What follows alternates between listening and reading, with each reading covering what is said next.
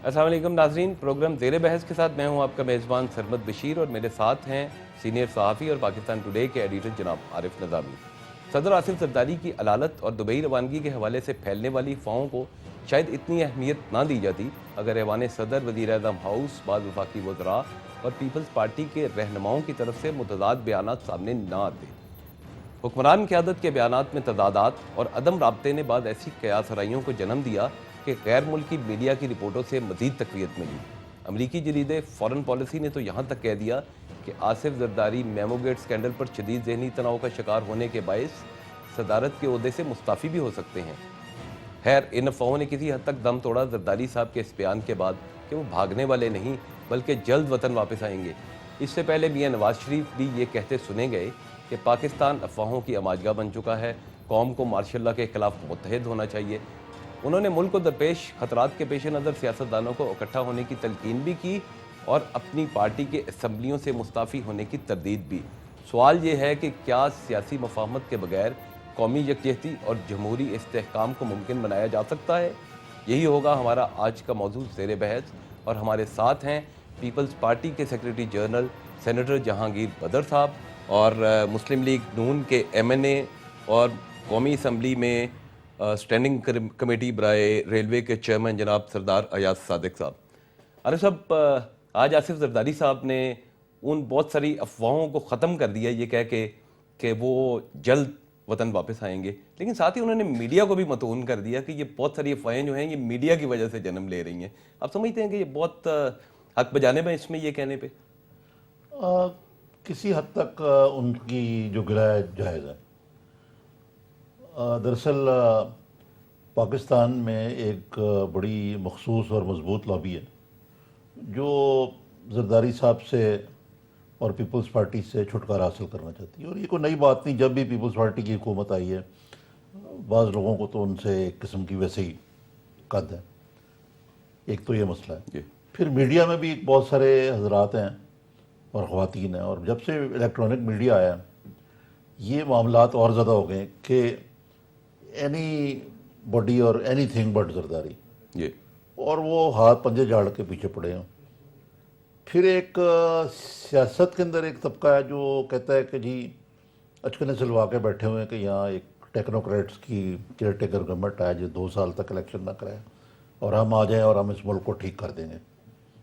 ये भी एक तबका है। और एक तबका है जो पीपल्स पार्टी की पुअर परफॉर्मेंस या बैड गवर्नेंस की वजह से ईमानदारी से ये समझता है कि जनाब यहाँ वाकई ये जो इनको जाना चाहिए, और वो इस हद तक चले जाते हैं कि वो चाहते हैं कि ये जमहूरियत का एक्सपेरिमेंट ही फेल हो गया। ये तो ये हुआ, लेकिन ये जो आखिरी बात है इससे मैं मिलाऊँ कि इसमें कुछ पीपल्स पार्टी के पर्दा नशीनों के भी नाम आते हैं।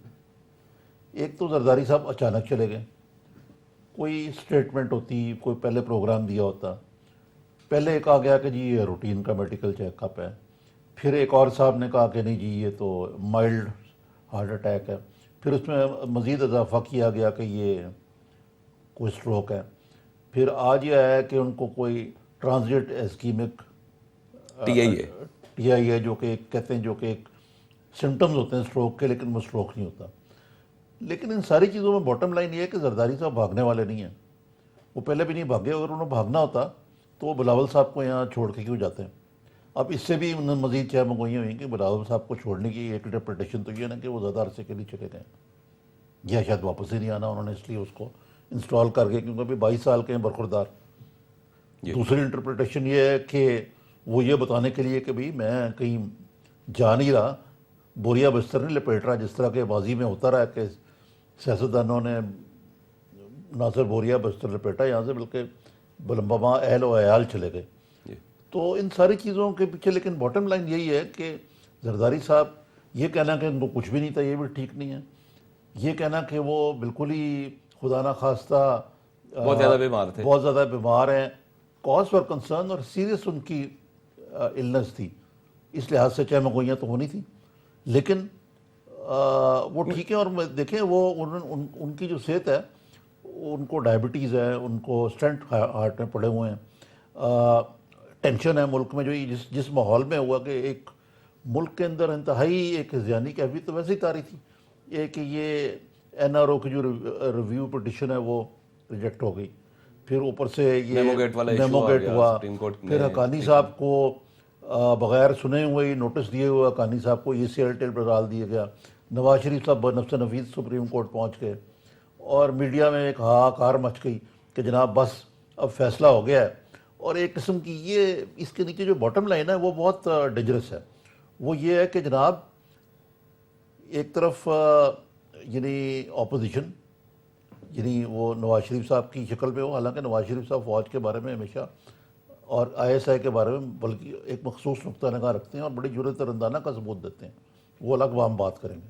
وہ عدلیہ اور فوج اور انٹیلیجنس اداریوں کا ایک قسم کا اداروں کا کنسنسس ہو گیا کہ اب زرداری صاحب کو فارغ کریں گے، اور اب زرداری صاحب بچ ہی نہیں سکتے۔ جی وزیر صاحب، جیسے عارف صاحب نے یہ کہا کہ ایک تو یہ کہ میڈیا کے اوپر سارا ملبہ ڈالنے کی بھی ایک کوشش نظر آئی، لیکن جو تضادات آئے سامنے وہ تو آپ کی پارٹی کی لیڈرشپ کی طرف سے آئے۔ سب سے پہلے ایوان صدر سے یہ بیان آتا ہے کہ جی وہ بالکل ٹھیک ہے، اس میں کوئی سچائی ہے ہی نہیں ہے۔ پھر ایک یہ بیان آتا ہے کہ کچھ تھوڑے سے بیمار ہیں۔ رحمان ملک صاحب تو بہت آگے نکل گئے، انہوں نے کہا بہت دیر سے بیمار تھے، انہیں بہت دیر سے زور لگا رہے تھے۔ تو یہ پھر تو یہ کچھ اس طرح کی چیز ثابت ہوتی ہے کہ زرداری صاحب خود تو بہت سارے بحرانوں کا مقابلہ اکیلے کرتے رہے، تو پارٹی کے اندر، باقی پارٹی کے اندر کوئی یہ اس قسم کی کرائسس مینجمنٹ کیپیسٹی نہیں ہے؟ اب اس کا مطلب یہ ہے کہ جب زرداری صاحب گئے ہیں تو لیڈرز کو تمام حقائق کا نہیں پتہ تھا کہ کیسے گئے ہیں، آپ کی جو بات ہے جی تو اس پہ جو معلومات انہیں مل سکی اس کے مطابق آپ نے ٹھیک ہے، انہیں بولنا نہیں چاہیے تھا لیکن وہ بولے، جس سے جو ان کی لفاظی ہے اس پہ کچھ زیر زبر کا جو ہے فرق آنے سے یوں لگا کہ جیسے ڈیفرنٹ ڈائریکشنز میں بول رہے ہیں۔ حالانہ صاحب کی ڈائریکشن جو تھی بولنے کی، اگر آپ ان کی سٹیٹمنٹس کو دیکھیں تو تقریباً ملتی جلتی تھیں اور ایک ہی تھیں، اور پھر اس دوران جو ہے پارٹی کے ترجمان کا بڑا واضح طور پہ جو ہے وہ سٹیٹمنٹ آئی۔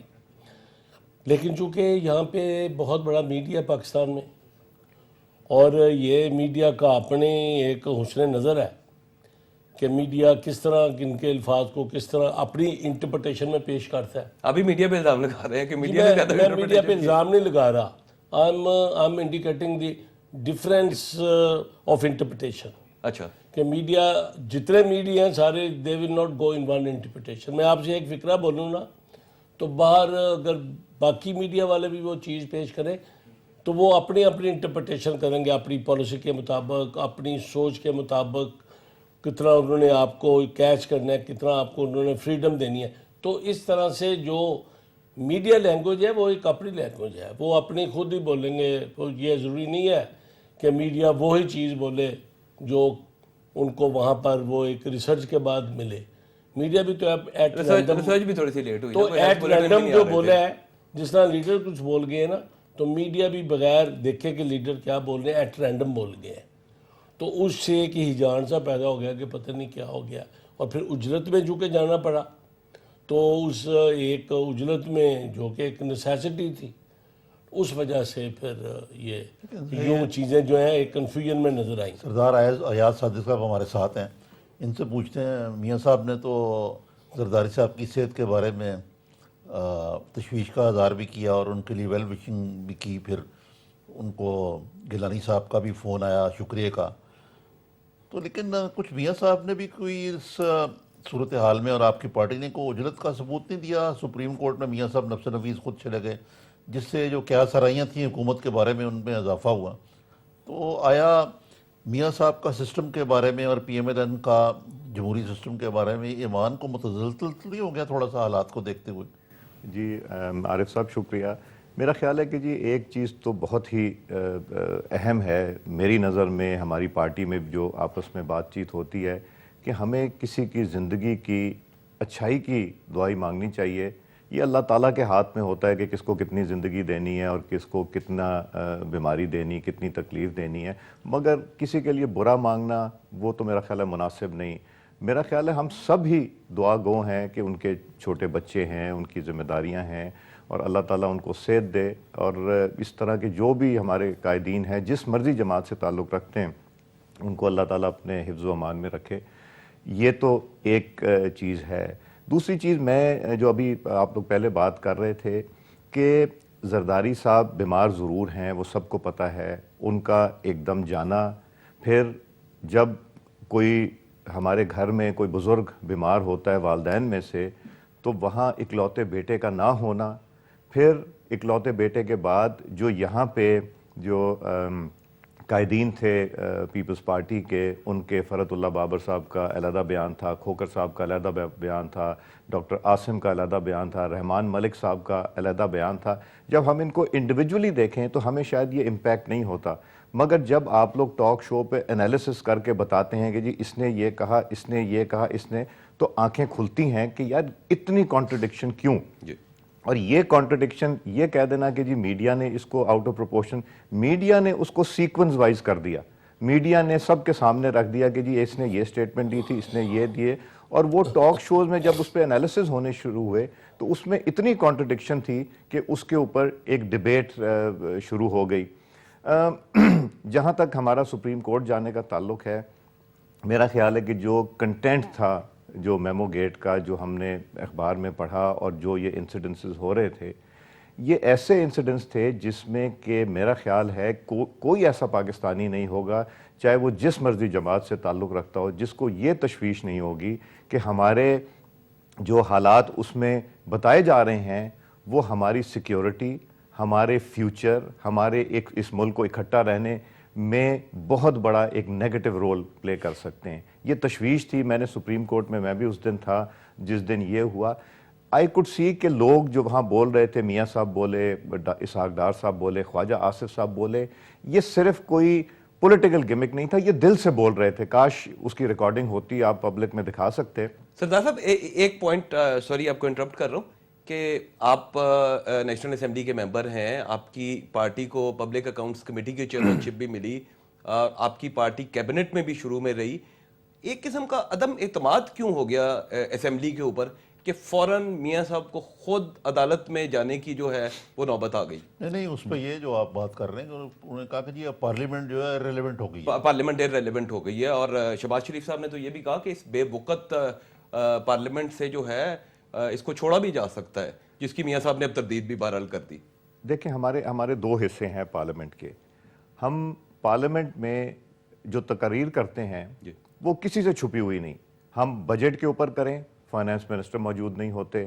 ہم کسی ایشو کے اوپر کریں، نہ تو وہاں کوئی نوٹس لیے جا رہے ہوتے ہیں، نہ تو کوئی وہاں پازیٹیو اس کا امپیکٹ ہو رہا ہوتا ہے. ہم تقریر کرتے ہیں، ہم اپنی بڑھاس نکالتے ہیں اور ہم آ جاتے ہیں. جس مرضی جماعت سے اس کا تعلق ہو، چاہے وہ پیپلز پارٹی کے ممبران کریں، کویسچن آنسر سیشن ہوتا ہے، ہم کویسچن کرتے ہیں، وہاں سے جو جواب آتے ہیں وہ بھی آدھے جواب آتے ہیں، کئی دفعہ اچھے جواب بھی آتے ہیں.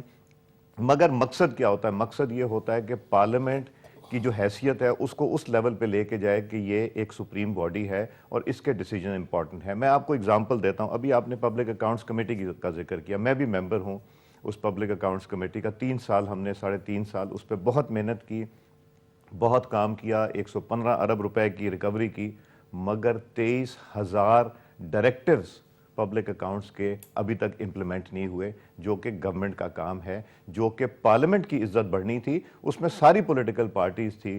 ٹھیک ہے، چیئرمین پبلک اکاؤنٹس نے ایک لائن دی، گائیڈ لائن دی، اور اس کے اوپر کام کر کے ڈیلیور کر کے دکھایا، جو پاسٹ میں پاکستان کی تاریخ میں شاید چیئرمین اس طرح کام نہیں کر سکے. ریزائن کر دیا پبلک اکاؤنٹ سر اسی لیے کہ اگر 23,000 ڈائریکٹیوز امپلیمنٹ نہیں ہوں گے تو ہم وہاں صرف یہ کام کرنے کو نہیں بیٹھے. میں آپ کو اگزامپل دیتا ہوں. میں نے ریلوے کی کمیٹی کے اوپر بہت سی ایسی چیزیں دیں جو ریلوے کے انٹرسٹ میں تھیں، اچھائی میں تھیں. وہ اس کی الٹیمیٹ کیا ہوتا ہے؟ ہم وہاں ریکمنڈیشن دیتے ہیں، ریکمنڈیشن دینے کے بعد کہتے ہیں، اور وہ ایگری کرتے ہیں ہم سے کہ جو آپ بات کر رہے ہیں وہ ٹھیک ہے، مگر امپلیمنٹیشن زیرو ہو جاتی. تو وہ پارلیمنٹ کی تصدیق ہے نا کہ جی پارلیمنٹ نے ایک ایشو کیا اور وہاں ہر جماعت کے ممبرز بیٹھے ہوتے ہیں ہماری کمیٹیز میں. یہ جو فرمایا انہوں نے، پارلیمنٹ کی تصدیق. میں ان سے ایک اور سوال کرتا ہوں. پارلیمنٹ جو ہے